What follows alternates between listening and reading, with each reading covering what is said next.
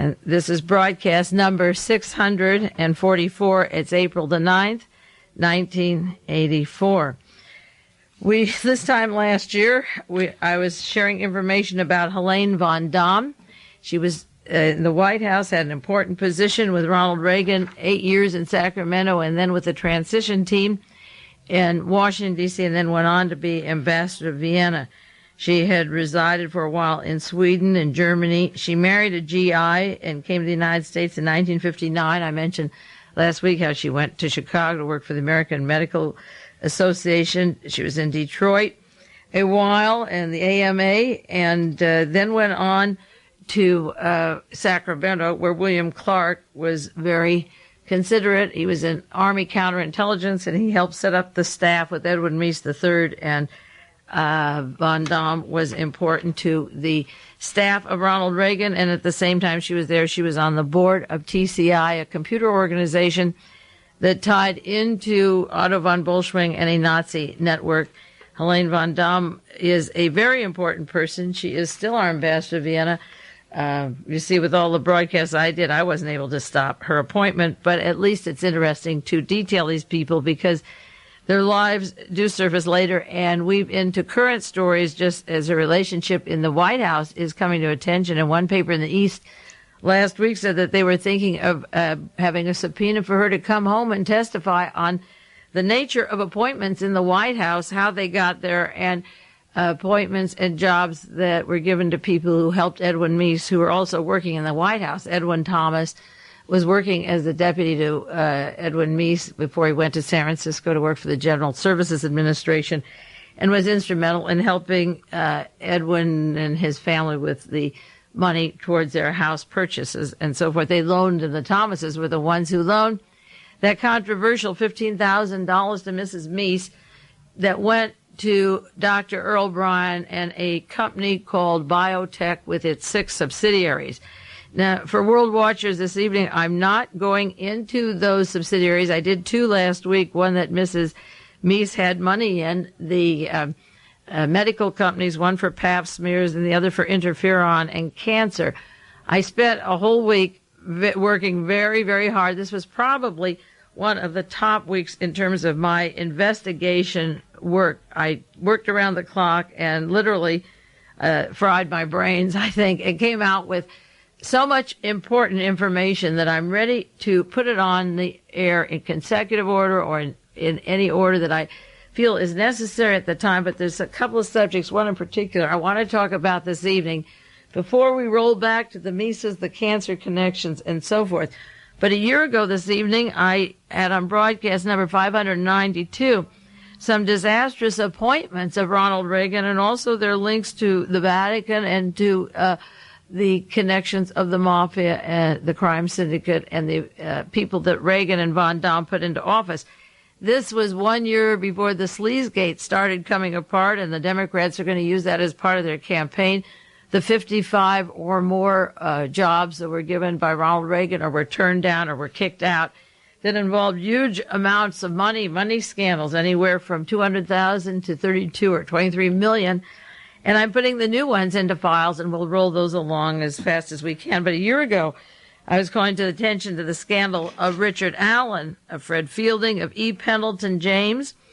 And James was, of course, part of the Watergate group. He worked with Richard Nixon in the Watergate, and there's now a special prosecutor, and I'll do a lot more on him next week. It's a conflict of interest to have somebody defend the Watergate team and then try to prosecute Edwin Meese. That's like having Leon Jaworski working with Koreagate, with the political assassins, the people who killed John Kennedy in Dallas, and then being on the Warren Commission and Koreagate inquiry and so forth, and working with the Watergate team. He works with the people who should be exposed as their lawyer, as their friend, and it's a contradiction to think that he is going to prosecute them, and he never had, and neither will this particular case have a good prosecution. But again, it doesn't mean that Edwin Meese will pass the Senate Judiciary with approval. It just means that he'll probably get a clean slate by the special prosecutor. I was talking about Mr. Lynn Nofziger, William Casey, John Lehman, James Watt, D. Lowell Jensen, the deputy Assistant Attorney General Raymond Donovan, Alexander Haig Jr., J. Peter Grace, and James Buckley. A year ago this evening, I was talking about the scandals of those particular people, and now this year we're heavy into the sleaze factor. As I say, they're going to use that, and it's a good word, sleazy. It means shoddy, and it means pretentious, and it means inferior, and also dangerous appointments.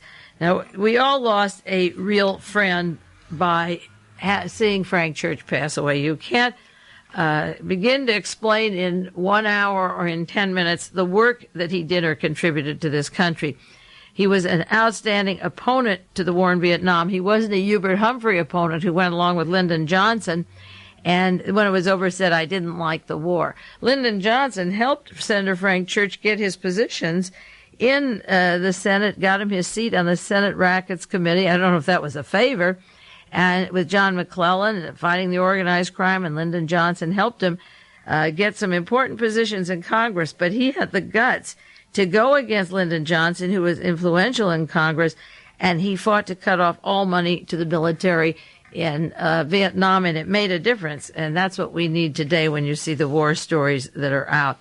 He was a critic of the Central Intelligence Agency, and he began in 1975 in January investigating for the Senate all kinds of things that the CIA were doing, but the major thing he did was the mind control experiments and how they were altering people's minds and still do. The methods, the techniques, the doctors, why they do it, how they do it.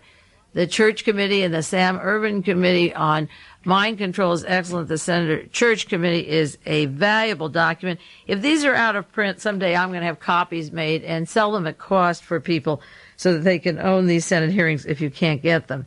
He sponsored the amendment, the Church-Cooper Amendment, to stop U.S. involvement in Vietnam. And right now, Ronald Reagan wants the war powers. He wants to change that so that he can go to war in any country he wants, and he will. He was the man who exposed the CIA plans to kill Fidel Castro and had hearings on it. He tried to curb nuclear arms race, which we need desperately. Somebody called a few minutes ago on the talk show and said, I don't talk too much about nuclear arms. I suppose the reason I don't is that so many people worry about nuclear arms, and yet everything I'm listing up above and down below or thoughts I have about Frank Church are equally important. Every one of these things are things that we should be working on at the same time. He absolutely opposed the growth of presidential power in foreign affairs and did everything he could to stop it. He fought organized crime with John McClellan, the two of them. John isn't around now. Senator Frank Church isn't around, fighting the crime syndicate. He gave that keynote address at the Democratic Convention. In 1960, John Kennedy was nominated, and after the election lived 1,000 days. I took the children, and I mentioned that earlier before World Watchers began on the other part of the program, how we went and took my younger sons. They were old enough to go, and we went down to hear the keynote address, and Frank Church was there. We also took the kids up to see Marvin Gaye, and I'm going to discuss him too.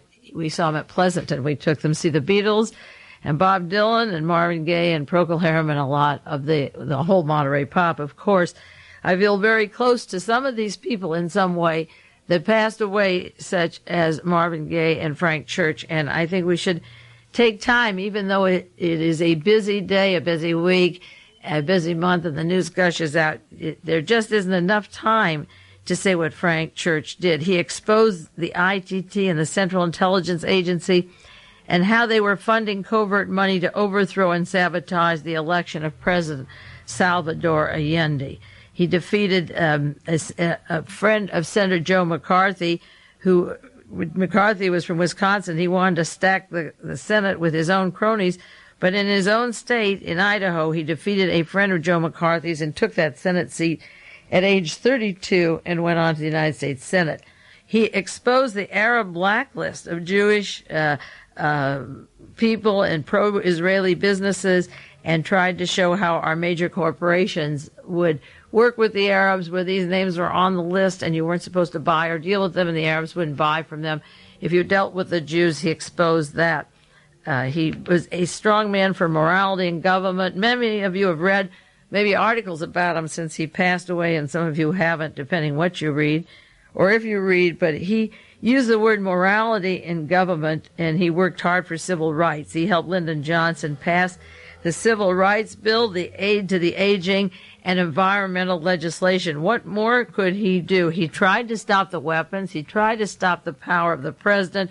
He showed how the major corporations were working with the intelligence community to kill foreign leaders, to overthrow people like Salvador Allende or kill Fidel Castro.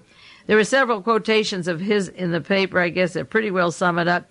He said, "I'm pretty relaxed about some things, but when it comes to the growing, insidious danger to freedom in this country, when it comes to Big Brother government prying into every facet of our lives, I'm not relaxed about that. I'm alarmed."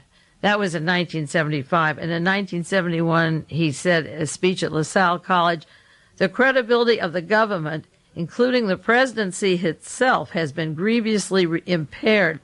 An awareness is developed, never known to my generation, that the United States government has forfeited its claim to a morality above that of any other government. We no longer can claim that we are so great or pure." And the interesting thing is how strong certain people from the Vatican, Knights of Malta, carrying on a religious fervor, and certain religious zealots of other religions combined with Adolf Hitler's top Nazis and took everything that we thought America was about. And that's why I go so much into Henry Kissinger and Fritz Kramer or Karl Wiedenbach, who's known as Charles Willoughby, because our country changed. It changed its fiber.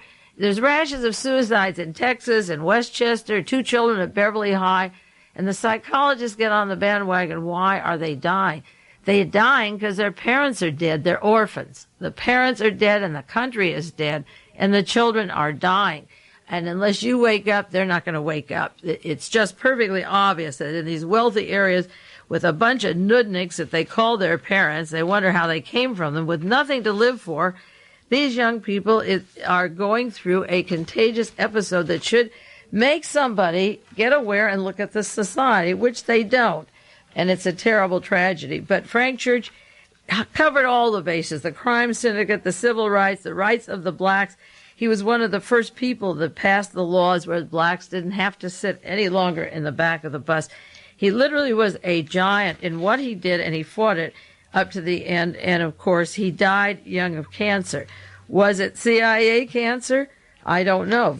He had trouble with a prostate and other troubles. He was at Stanford when he was younger. He did have troubles when he was early in his life. And then he said he came so close to death that he knew what life was about, and he was grateful for it. So maybe this came back. He had extensive radiation a long time ago, but he was a brave man. Now, the Senate Select Committee to study governmental operations with respect to intelligence has sections in there that pertain to what happened to somebody like Larry Flynt when he wants to write about the Korean Airlines and who killed John Kennedy, or the Nazi connections. Chairman Frank Church was the head of that committee. Interestingly enough, the vice chairman was Senator John Tower of the intelligence community, and subcommittee was Senator Gary Hart. What has he done all these years? Well, his buddy here was dying of cancer of the pancreas, and Senator Barry Goldwater and Senator Mathias. In this book, there are many sections on the ways to do mind control, starting with the early Project Chatter, the Project Bluebird, Artichoke, MK Naomi, MK Ultra, the LSD administration, and murders. Page 393 of the book has a section in quotes. It says this: the CIA used 6 specific products that have been developed and are available for operation use. That doesn't mean they tested. They're ready now. This was a report of Richard Helms in 1963, I think December, right after Kennedy was killed. It said 3 of them are discrediting and disabling materials which can be administered unwittingly and permit the exercise of a measure of control over the action of the subject. You give these elements, they have 6, well, they literally have 100 chemicals, but they had 6 that they liked, that they developed that were ready then for operation. They were to discredit and disable people, and you administered it in a way that they never tasted it or knew. And with that administration, you could use control over the actions of those subjects. That's how you get Larry Flynt to court with a diaper of American flag, and from then on, nobody's interested in what he does. Well, Frank Church is gone, and if you don't miss him yet, you'll miss him soon. I just took a few articles from the morning newspaper, not way back in those years, but just today's paper. CIA-backed guerrillas mount offensive. They're going into a country that got rid of dictatorship, the Somoza family, and the CIA is over there in Nicaragua doing what they have to do. The CIA is in Honduras. Another story from the Chicago Tribune on the CIA in Honduras getting ready to go into Nicaragua. Rebels escalate Nicaraguan war and pressure builds with the harbor, and the CIA has the ports mined, Nicaraguan ports mined by the CIA. 12 peasants murdered found in a well in El Salvador. Lebanese village bombed by the Israelis. Plans reported for the United States forces in Latin America, sending our troops, mining the water, bombing the native populations, throwing people down the wells. It is horrendous, and it's escalated so that every day it is so disgusting. And I don't know where this is going to end or how long it'll go on. Another gentleman that died this week, retired Army Lieutenant General Pierce, William R. Pierce. He was a fellow who headed the Army investigation of the My Lai massacre. He's 69 years old. And he came to a conference last year at the University of Southern California called Vietnam Reconsidered. And he expressed, there's a quote from the newspaper, displeasure with the relatively light punishment allotted. I don't think we as a nation, and I as an individual, feel that that is justice, that the women and children in the My Lai massacre were between 175 to 400 South Vietnamese village people that were slaughtered. And he said the incident of not giving a fair punishment to the people who did it, he said it hurts this country and doesn't do us a favor. It's a terrible thing, and it is hardly justice. He had a heart attack in San Francisco, but the surgery was attempted and wasn't successful. And just 1 minute on Marvin Gaye, because many of you know how close I am to the musicians and feel towards them. There are many articles about him. He was shot by his father, so you can say to me, well, that's no conspiracy because his father shot him. They asked his father, did you love him? And he said, well, I liked him. I didn't dislike him. That was the answer. But Marvin Gaye said 4 days before the father shot him that somebody was going to kill him. He was suspicious, and he knew that he was going to be killed. He was followed and kept inside of a gate or had guards, and he had the feeling that somebody was after him that wanted to kill him. The best article I've seen so far about Gaye came from the LA Times, Robert Hilburn, because it has in essence what Gaye was about. It said Gaye's important work was rooted in the late 1960s. He was a pop star. He went from the early blues and up through the various stages to the very popular music that is out now. Rock, I don't particularly like what is now. It seems too commercial, but he won a Grammy last year and was very successful. But they compared him to Carole King and some of the people, the fine people during that period of the late 60s.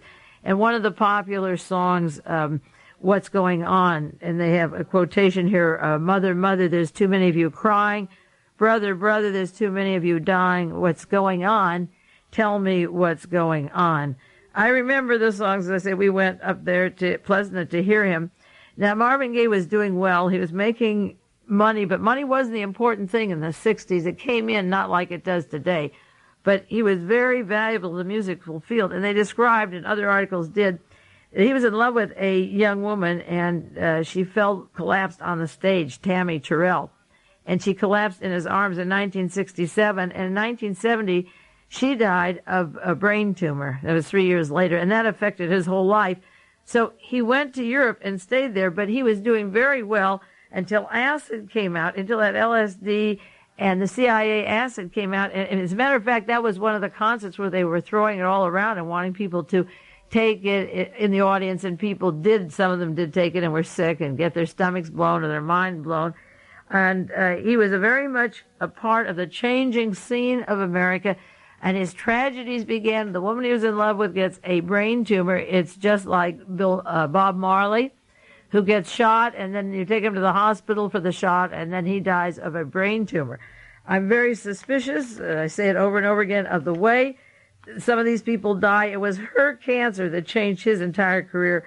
and took him out of the limelight. And then when he's on the eve of a success and has a big hit, then he shot and died. I don't know what the circumstances or who knew the father or what really happened, but he felt he was going to die, and he was not separate from Jim Croce or Otis Redding and the Giants, Janis Joplin, and there's so many of them, Jimi Hendrix and the whole gang. He was of that ilk and in that time period and had that spirit. What's going on? There's too many people dying, and he knew something was happening besides his friend having the brain tumor, and she was very young, and that changed his whole life. He knew it was happening, and there were a lot of deaths going on, and they still go on. Now, there was an article in the LA Times that made me furious. I called the publisher today, but he didn't call back, so I'll write him a letter. Times is to offer Henry Kissinger articles. Former Secretary of State Henry Kissinger will write in-depth articles on international political affairs for the Los Angeles Times and the Washington Post. It was announced Monday. Now, this is the way they build it up. Kissinger, a Nobel Peace Prize winner, was consultant in the administration of John Kennedy, Lyndon Johnson, Secretary of State under Nixon, and Gerald Ford. He was chaired the President's National Bipartisan Commission on Central America. Los Angeles Times publisher Tom Johnson noted he is one of the most important leaders in U.S. diplomatic history. We feel his unique insights into major news events and knowledge of world leaders will make a major contribution to increased understanding of international affairs. Now, remember when Mr. Murphy, who was one of the high officials of the CIA and was the president, Bob Murphy of UCLA, went over to Chandler's in the Los Angeles Times, and I wondered, well, how far can the establishment go in directing newspapers? But the media now is getting ready for that Anschluss. They're going to build up Kissinger to be president of the United States. If you don't like what I'm saying, and maybe I should say week after week, because that's what I said about Reagan, and nobody believed me. This really made me sad. Maybe I was tired when I read it, but I really was sad. How many countries he's decimated, how many people's lives he's ruined, how much narcotics has come into this country.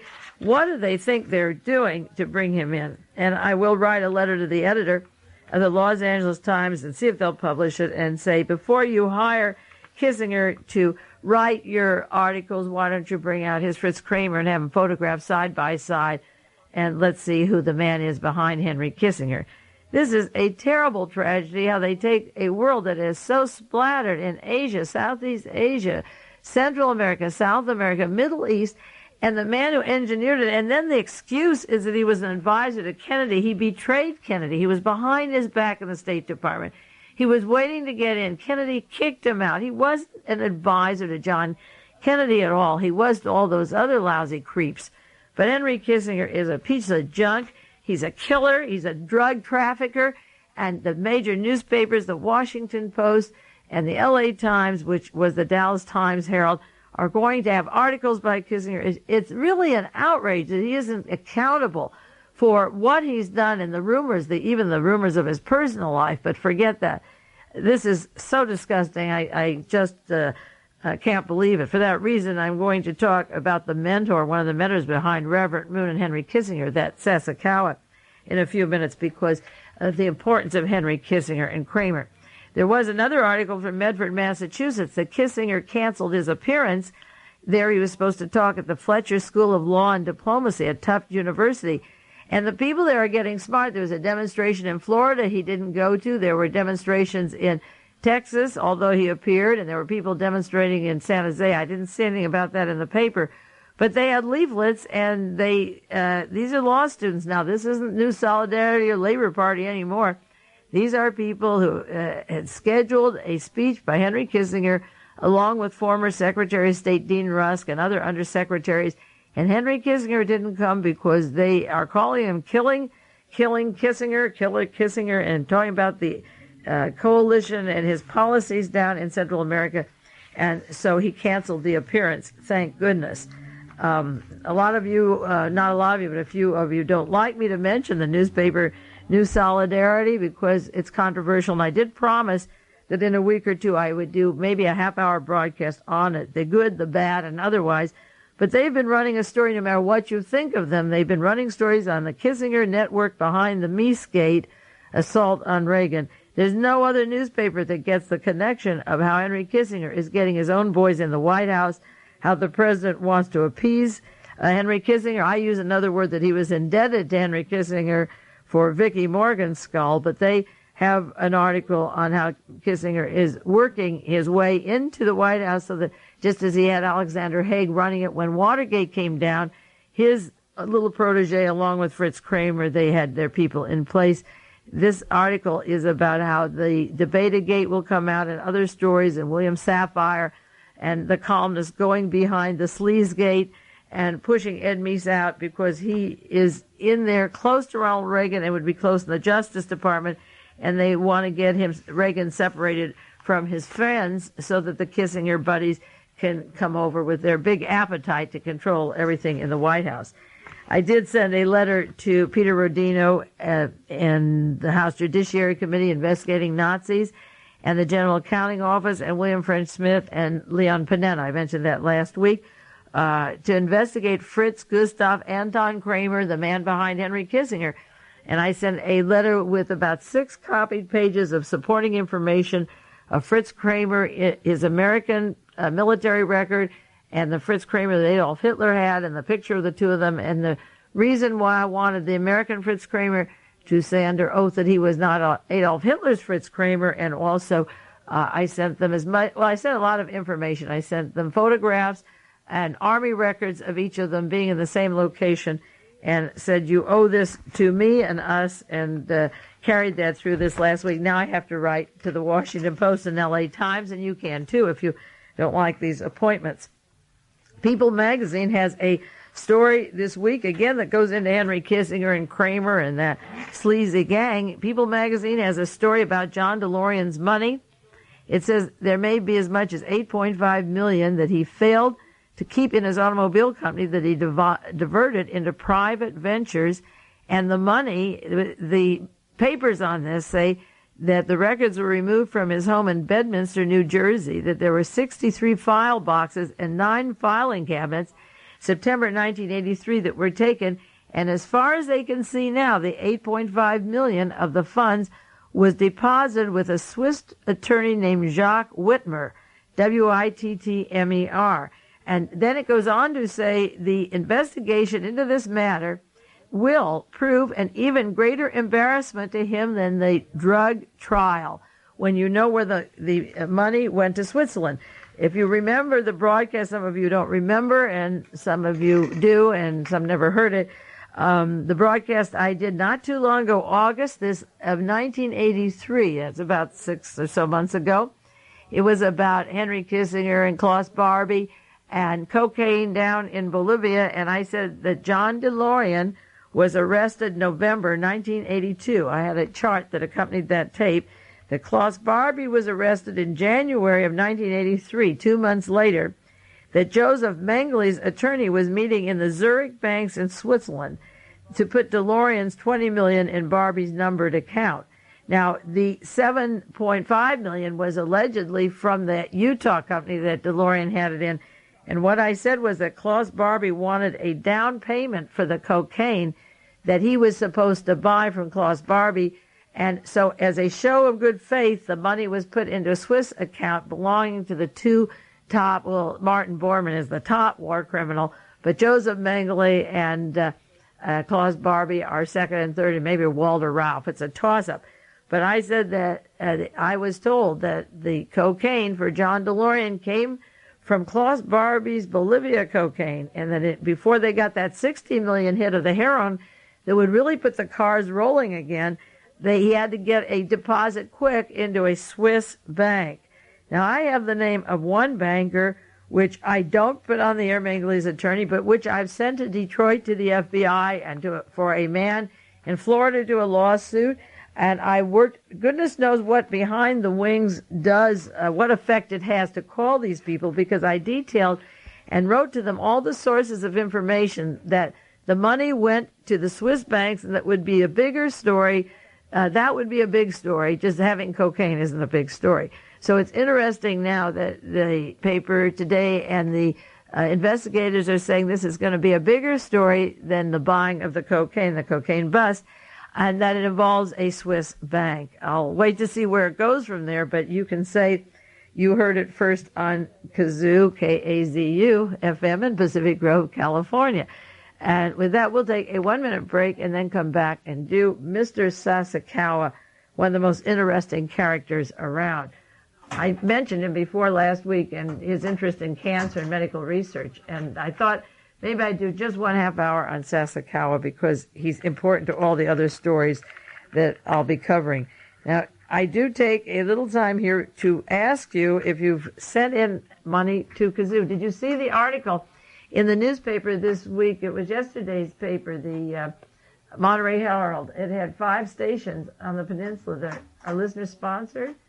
And they mentioned Kazoo. There's a large picture of Arden, one of the disc jockeys here in the room here where we do our work. And it was a lovely article about volunteer radio, and it makes so much sense. It listed the kinds of programming you get, which is so much more interesting and non-commercial. And, of course, it has to be funded with large grants and private people sending in money. Pretty soon in May, I'm going to have a potluck supper at my home for the disc jockeys here at Kazoo in a few weeks from now.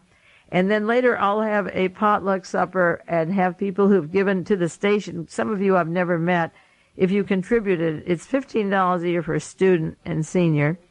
It's $25 for a basic backer and $40 for patron of the airways. And if you've given money to the station and shown an interest in the station, I thought maybe I would have you over as a way of saying thank you and then discuss some of the work with you. And you can see the research and the books and files and put your fingers into some of those files. As long as you put them back where you saw them, you're welcome to look at them to see my sources of information. That way you can give money, or if you have given money to the station, and if you subscribe, we'll get together and I'll entertain at my home and get to meet some of you, and some of you know each other, and we'll have a couple of parties. I think the cold weather will go away soon, and we'll have some nice spring weather. Now, we'll begin the second half of this broadcast. This is number 644. It's April the 9th, 1984. And the second half of this broadcast is going to be dedicated to a great philanthropist. I mentioned several weeks ago or last week that Mr. SASAKAWA, Mr. RYOICHI, R-Y-O, RYOICHI, I-C-H-I, SASAKAWA, S-A-S-A-K-A-W, 84, is coming to UCLA. He's going to give $1 million to the University of California in Los Angeles, and he'll be down there in April. The Los Angeles Times admitted he's a controversial Japanese philanthropist, chairman of the Japan Building Promotion Association. That's 90% Mafia, whereby they raise like $7 billion a year. Doesn't it sound very nice? Japan Building Promotion. A gift from the flamboyant. He's flamboyant.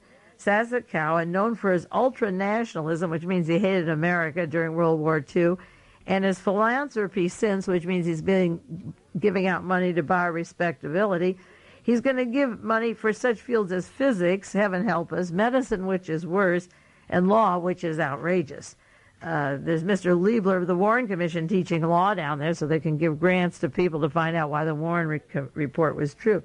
The article does say that he was a Class A war criminal, whatever that means. He was charged with contributing to Japan's wartime militarism, but he was never tried. That was the trick, the catch-22. He never was tried as a war criminal. He was kept in 3 years, and then he was let out to do his thing and spread anti-communism all over the world, which is all right, but he spread fascism and not anti-communism. They say he's given $5 million to finance the study of a bullet train between Los Angeles and San Diego. He gave $30 million to the United Nations and so forth. It tells about the money he's been spreading around. And I mentioned before Mr. SASAKAWA. Just as last week, that famous speech at the time of Pearl Harbor bombing, the Days of Infamy was found in the archives in Washington, D.C. That famous day, December the 8th, 1941, when the Japanese attacked Pearl Harbor. And Roosevelt said that will live in infamy. It's interesting that the very same time that this speech was found in the National Archives and had been misplaced all these years was a time when the powers that be were deciding that Mr. SASAKAWA would come to UCLA and begin funding money to law, medicine, and so forth. Roosevelt, I believe, would turn in the grave many times over.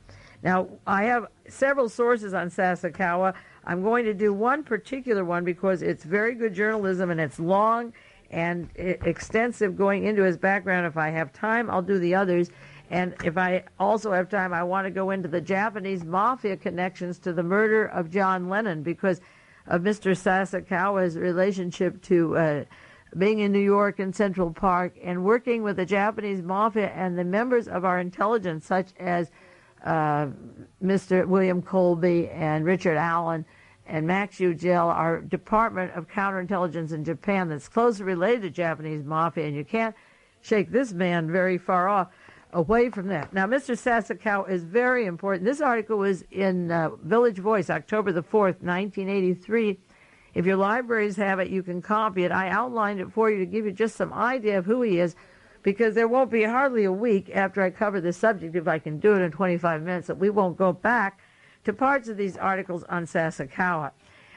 He was in New York for a humanitarian award in May of '83, the Helen Keller International Award for the World Health Organization. In May of '79, he had a ceremony in Central Park. He gave 150 flowering cherry trees between 59th and 72nd East. 72nd East is where it stopped. 72nd West is where John Lennon was murdered. Sasakawa was in New York, and he has a Japan-U.S. foundation with Henry Kissinger on the board of that foundation, and he was there in New York disseminating a lot of money, and the institute is run by the Central Intelligence Agency by a gentleman that worked in the CIA with him, Richard W. Petree, P-E-T-R-E-E. He was in the Tokyo embassy. He's the president of the foundation. He works with Henry Kissinger and Robert Anderson, chairman of the Rockwell International Corporation, which is building the space stations, and William French Smith is the attorney for that company. And some very prominent people, Robert Sarnoff of RCA, but the important thing is Henry Kissinger is linked absolutely to Sasakawa, and our whole intelligence community, the Trilateral Commission, linked to this Japanese politician who's doling out the big bucks and buying his respectability. He's reported to be a friend of the Yakuza, Y-A-K-U-Z-A, which is the Japanese Mafia, and the Japanese Mafia was involved in Beverly Hills with that story of the Wells Fargo Bank. I went into that in the links to Ronald Reagan and what that could mean if that were properly exposed, that $300 to $400 million that was missing. And Mr. Smith went to jail for a short time and reduced the missing amount to like $20 million. He said it had to do with the Japanese Mafia. And because this man has so much power in our government, I have to go back to some of the stories of the Japanese Mafia and the Japanese with Henry Kissinger and Gerald Ford and William Colby and the CIA and realize how many places their stories overlap. He is called the world's wealthiest fascist. He was given a UN Peace Medal. No one protested there. He's been buying international reputations. This is all according to this one story in the Village Voice that I'm sharing with you. He buys his reputation by handing out money. He gave the United Nations $38 million. That'll make you respectable. In San Francisco in 1983, he was at the Linus Pauling dinner. It was a medal for humanitarianism that was given to Mr. Sasakawa. He gave $770,000 to the Pauling Institute of Science. And speaking with him were prominent people. The awards committee has Dr. Armand Hammer, David Packer, and Dianne Feinstein, and Carl Sagan, who pushes the space stations, and the interpreter, because Mr. Sasakawa does a lot of things with not any English language ability, came from J. Walter Thompson in New York, the public relations firm that was run out of Mullen Associates, the account that played such a big part in Watergate. J. Walter Thompson is a big agency, but it also is involved with massive espionage. The Howard Hughes Organization, the Central Intelligence Agency, and the Defense Department. That doesn't mean that everybody that J. Walter Thompson deals with has to do with spying, but it means that they also deal with the largest spy agencies in the United States. And when Mr. Sasakawa travels, the interpreter, as if there isn't a Japanese interpreter on the Pacific Coast. There's a lot of Japanese in San Francisco. They have to bring in one from the J. Walter Thompson agency. He wanted to get a casino over in New Jersey in 1979. But the investigative committee found that he couldn't do that. The deal fell through. He lost $27 million trying to get it together because they had evidence that he was linked to the Japanese mafia and they didn't want to get started. He also is very close to Mr. Marcos in the Philippines. He tried to take over an island of Lubang. The idea was to have pleasure trips. It was an outdoor brothel, and he wanted Marcos to grant him this pleasure, this tourist paradise for sex tours for Japanese males, and they would have private companies go and visiting businessmen. This is what J. Edgar Hoover was in and Adolf Hitler. The whorehouses for politicians and war contracts, like Howard Hughes' organization with Mr. Robert Meyer, the M-E-I-E-R. It was John Meyer, rather, not Robert Meyer. There were two Meyers, but the one M-E-Y-E-R, who provided all the prostitutes, he was run over by a car down in Florida not too many years ago, about 2 years ago. He has close links, Mr. Sasakawa, to our Central Intelligence Agency, to spy money, and he was linked to the Lockheed scandal. Of course, you know the payoffs that went on. There are some books on it and articles on the payments given out everywhere from Sasakawa over in Japan to Prince Bernhard in Holland. There were a dozen post-war scandals, and he was a part of all of them. He's Tokyo's equivalent of Mr. Wall Street. He's well known. You know, with these kind of bucks you would be. He started with a Japanese Shipbuilding Industry Foundation, JSIF. And according to this research, it is a nerve center for his financial empire. And it was built with billions of dollars. The Japanese government put in money to the shipbuilding firm, and they have racing, boat racing. And they have recycled approximately $10 billion from the gambling for him to distribute to what they call public good, but which goes into the World Anti-Communist League. And also he had very close ties to Mussolini, and it goes to Italy. And it's a recycled amount of money, started with a boat story, which is unbelievable, and I'll tell you about that in a minute.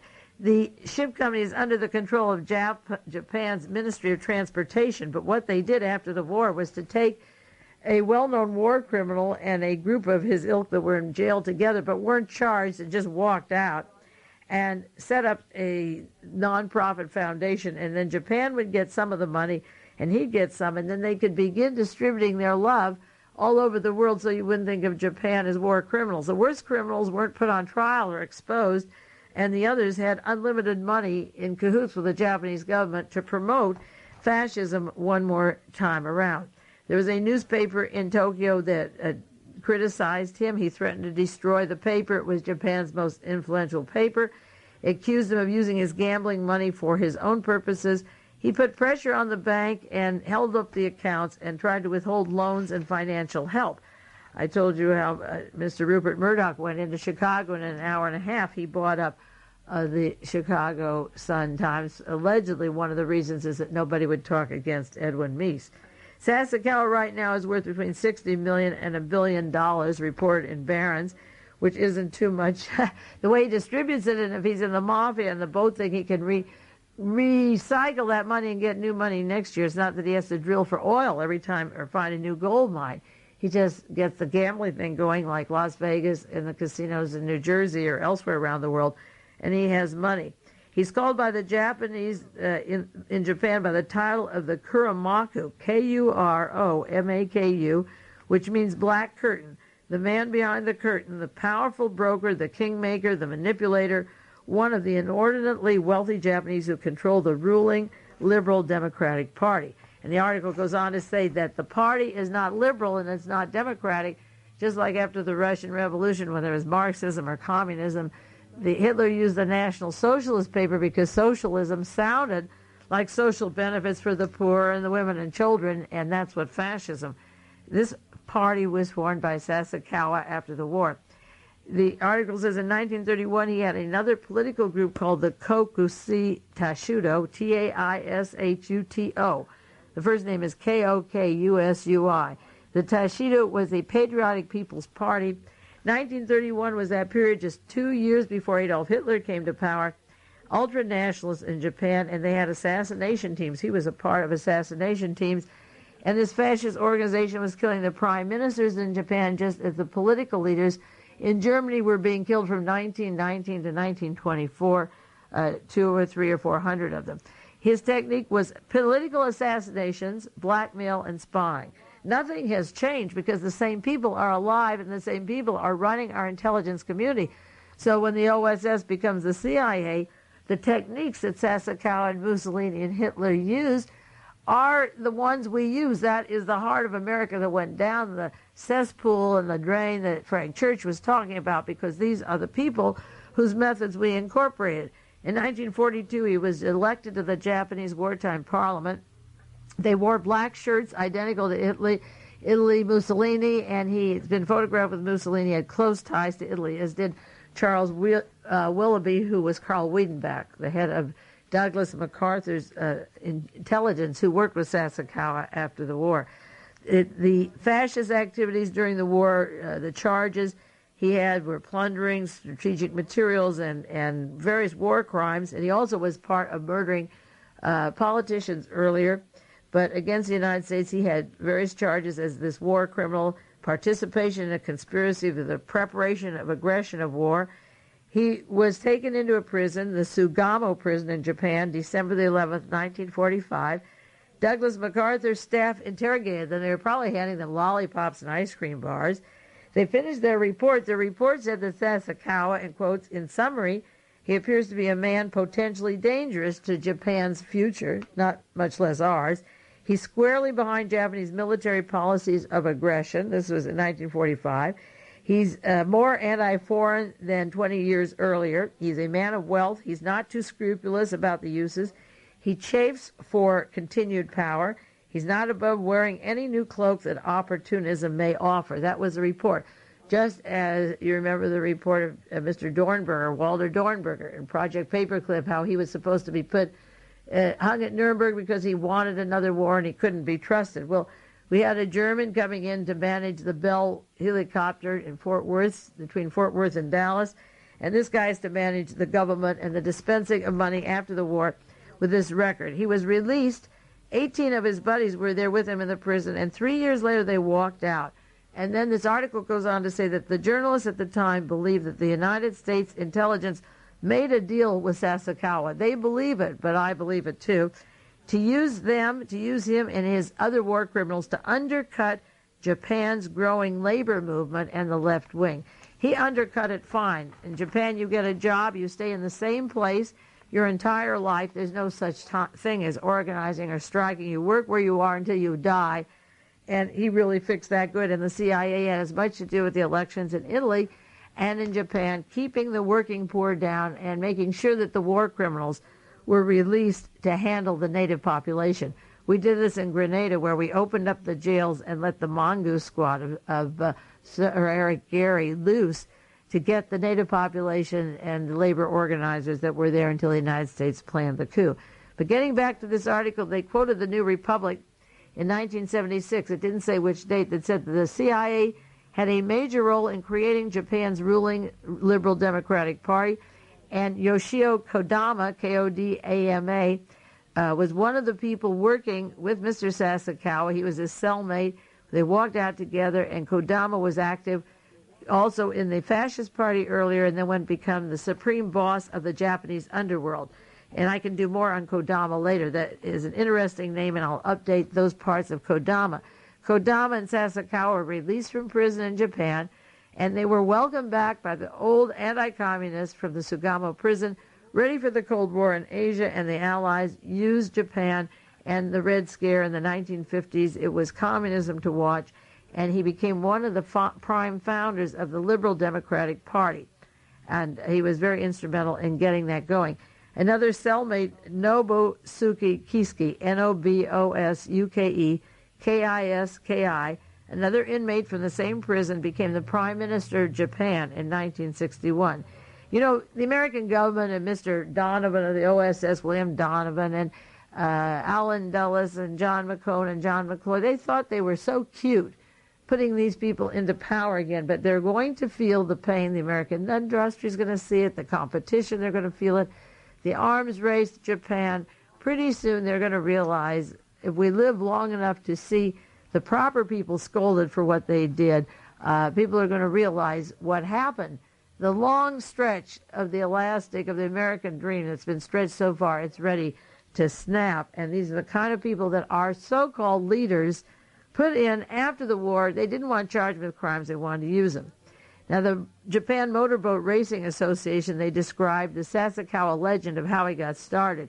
He was in prison, and this is the cute little story, in the late 40s, and he was reading a Life magazine. Isn't that nice? Put out by Henry Luce, another member of the Knights of Malta, his wife Claire Luce, an instrument of the Cold War, first time adoring Hitler and Mussolini and putting their pictures on covers and adoring the fascists all over the world. And then when the war was over, building them up again. Well, Life magazine printed an article about American hydroplane racing.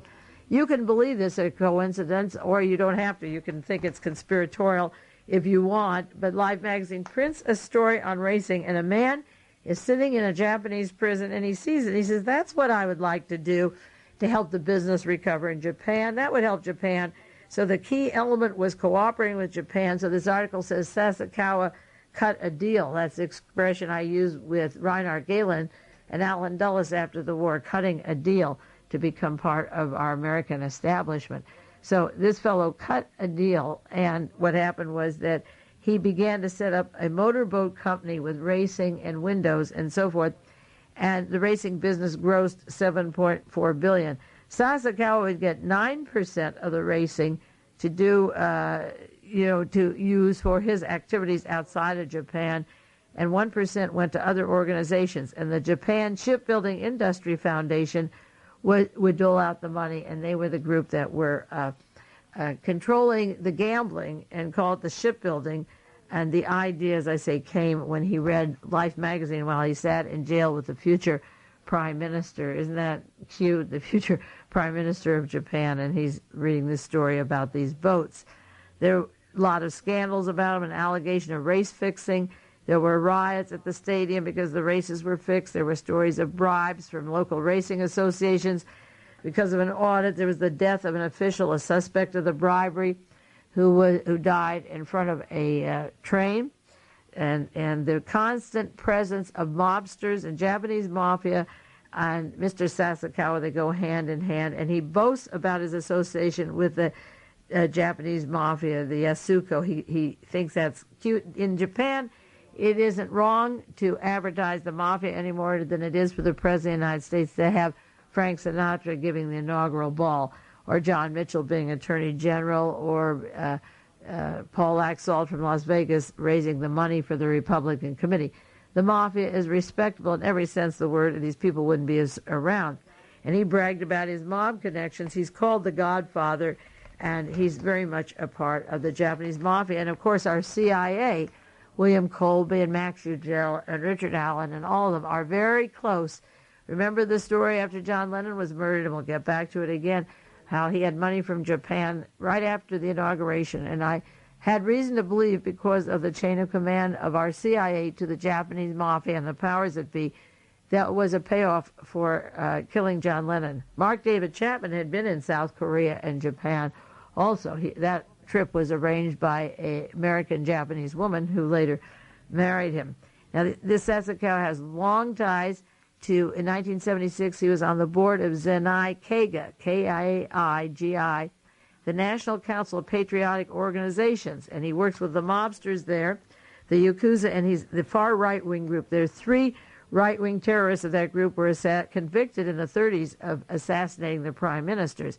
He's still very, very right, and he is part of the World Anti-Communist League. He puts his money into that. State Department documents under Freedom of Information in 1979 to 1981 said Sasakawa is still regarded as Japan's foremost sponsor of extreme ultranational causes. He's the prime backer of the ultra-right-wing groups which continue to operate in Japan, but they also operate all around the world, and he's dispensing his money all around the world. It isn't just in Japan. As you see, $38 million to the UN to control what UNESCO prints, $1 million down here at UCLA, $770,000 to Linus Pauling, and $45 million for the Institute in Japan, and more and more and more. $18 million of his shipbuilding foundation is spent every year to promote subjects of his choice. His commercials are on television in Japan, prime time. They show him exhorting youth and to do good and obey your elders, just as they did in Nazi Germany. The emphasis is on the young generation, what they should do.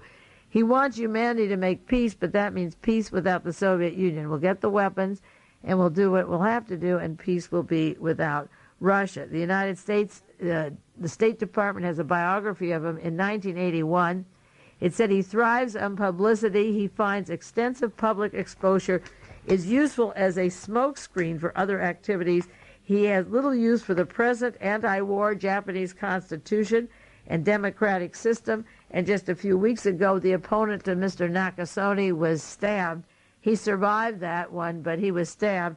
And they have no use for this anti-war business, even though if they win an election, they lose a spokesman. That's what we have in America. You win an election, you lose a president. If you expose the committees, you can die of your cancer or bullets or whatever. Now, Sasakawa is one of the men who I mentioned a while back when I was talking about Reverend Moon, who put up the money on Reverend Moon.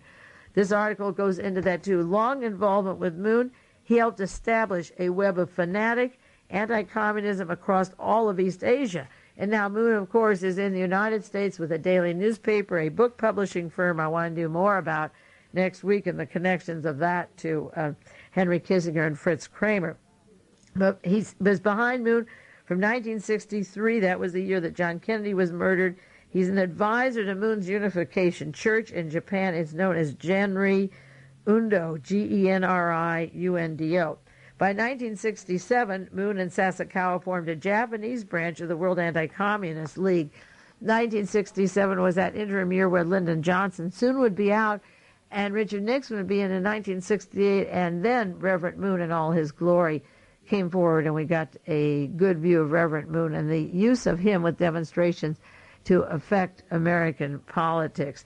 Sasakawa's connections to the CIA go from Japan, United States. They go to Italy, they go to Southeast Asia, South America, all over the world. And as I said before, he formed this foundation in New York. It's called the Japan U.S. Foundation. The foundation has this Richard Petrie of the Central Intelligence Agency. His grants are allegedly highly charitable: nursing homes, Japanese immigrants, conservative public colleges, public television, and as I said last week, cancer research. This article said Reverend Moon should go down in our history books as one of the modern era's great con men. He makes money go. He is one of the great early right-wing political manipulators, a Japanese power broker who stretched from Sugami Prison to Central Park, Sugami Prison and Henry Luce, and Central Park to 72nd East. He runs a gambling racket. He does as he pleases. He wants the Nobel Prize. He's the world's wealthiest fascist.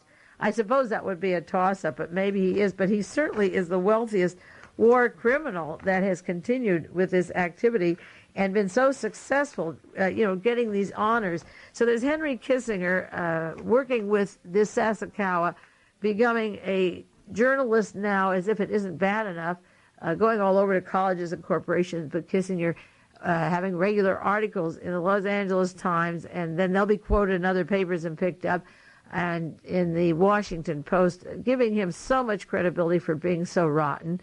Sasakawa and Moon working together with Henry Kissinger, and the whole connection of the anti-communists to the point of fascism, the early people that worked with Mussolini or Hitler, the funding of the CIA board on their foundation, the dispensing of money, and trying to get respectability.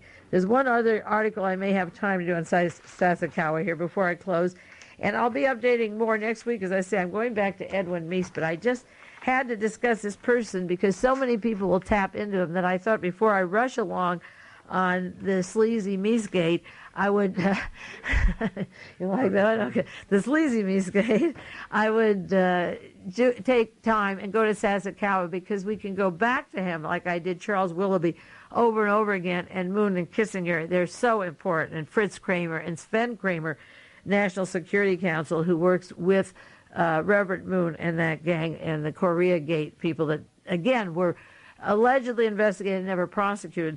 There was one article, it was sent to me by a listener, it was 1981 in the newspaper, Japan's Al Capone, laundered money and reputations.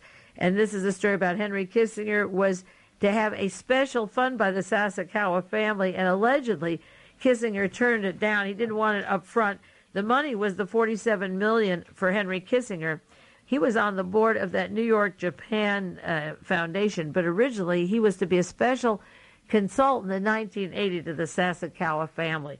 I have one thing in common with the National Labor Caucus. Again, people don't like me to say it.